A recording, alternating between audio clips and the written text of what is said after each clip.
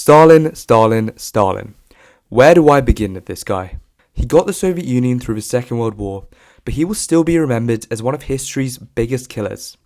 This is part 4 of my videos on Russia's 20th century, and it's going to cover the end of Stalin's rule, the Khrushchev era, and the Cold War. To pick up where I left off, World War II has just ended, which was pretty horrific for the Soviet Union. A lot of major cities were torn to shreds, and an estimated 27 million people had been killed. Stalin now had the colossal task of rebuilding the country. But I don't think anyone really expected how rapid the Soviet recovery would be. The Soviet people really came together to rebuild the nation, and by 1950, industry not only recovered, but actually surpassed pre-war levels. This was also helped by some of the most brutal and repressive years in Stalin's rule, and that's saying something. But just as one war ended, there's a whole new conflict starting. As now twice in the last 30 years, the Soviet Union was devastated on its western border, Europe was now considered a massive security risk. Stalin wanted to install friendly regimes in these countries that would act as a buffer zone against the West. And by friendly, I mean very communist. So at the end of World War II, as the Red Army liberated Eastern Europe, they also installed these compliant, friendly governments who just loved communism. Although communism was on the rise, the Soviets definitely did a lot of shady stuff to make sure that by 1948, all of Eastern Europe would fall to communism, and the Soviet Union would now possess an informal empire which stretched across half of Europe. The USA was like, this is just not okay, and announced the Truman Doctrine and the Marshall Plan with the idea of containing the threat of communism. This divide between East and Western Europe was coined as the Iron Curtain by Winston Churchill, and the same guy who called the whole Hitler being a psycho thing was saying that Stalin was just as bad. And so a new era called the Cold War begins, with the USA championing global capitalism and the Soviets championing global communism. A few years on, and Stalin dies in 1953, and believe it or not, that man was nominated for 2 Nobel Peace Prizes in his lifetime. The man who replaced him was Nikita Khrushchev, who had been with the Communist Party since the Civil War and worked his way up the hierarchy. He came from a peasant background, so he was kind of a man of the people, and he had a very weird obsession with corn. Domestically, Khrushchev did pretty well. He built a whole load of houses, and the Soviet Union was the first country to launch an artificial satellite into space with Sputnik in 1957.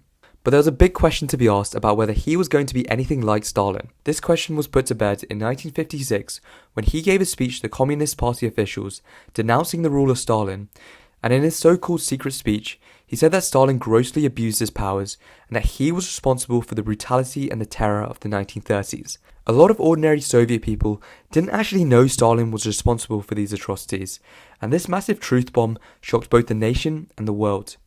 In the aftermath of the speech, censorship and repression was definitely relaxed, and millions of people were rehabilitated from the Gulag system. The secret police was reorganized into the KGB, which was a slightly less repressive organization, but like anything was less repressive than the NKVD. Things were looking upwards, but don't get me wrong, Khrushchev was still not a great person, and he was no stranger to using violence where he really needed to. Khrushchev's downfall actually came in his foreign policy, in which he was very unpredictable.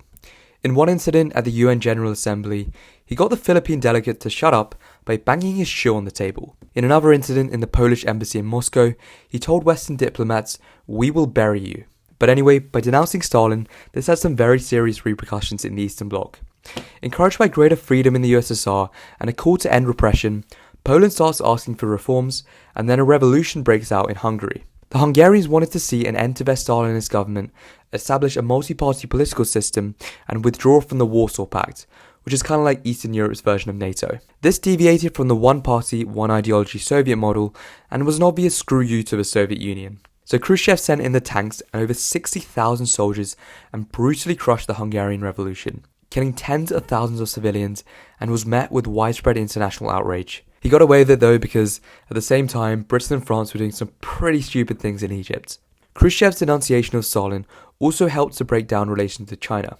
The Chinese leader Mao Zedong respected Stalin as a communist leader and what he had done for collectivization and industrialization in the Soviet Union, and saw Khrushchev's attack on Stalin as an attack on Marxism.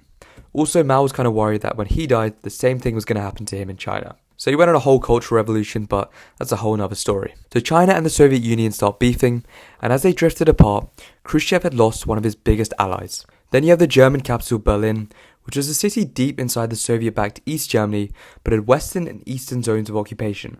The Soviets were not happy that there were Western troops and American nuclear weapons in West Berlin, and also the fact that so many East Germans were defecting to the West.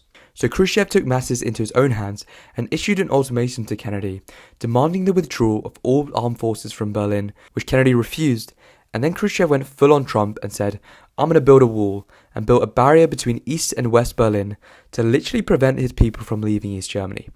Not the best advert for communism. The last and final straw for Khrushchev came in Cuba. So the USA had ticked off the Cuban leader Fidel Castro and led him straight into the arms of the Soviets, who would absolutely love to have a friendly communist ally right on America's doorstep. So in 1962, Khrushchev had planned to send nuclear missiles to Cuba, and when America found out, there was a whole naval blockade standoff, which very nearly resulted in nuclear war, if it wasn't for the X-Men. The two sides eventually came to an agreement. The Soviets would remove their missiles from Cuba, and the USA would secretly remove theirs from Turkey and promise not to invade Cuba. Kennedy was treated as a hero, and Khrushchev, well, not so much. Some thought it made him look weak, and Castro actually told Khrushchev that he had no cojones. With his foreign policy failures, Khrushchev was kicked from power in 1964 and spent the last few years of his life in his dacha in the countryside. That's all for this video, and the next and final one is going to cover the collapse of the Soviet Union. See you then.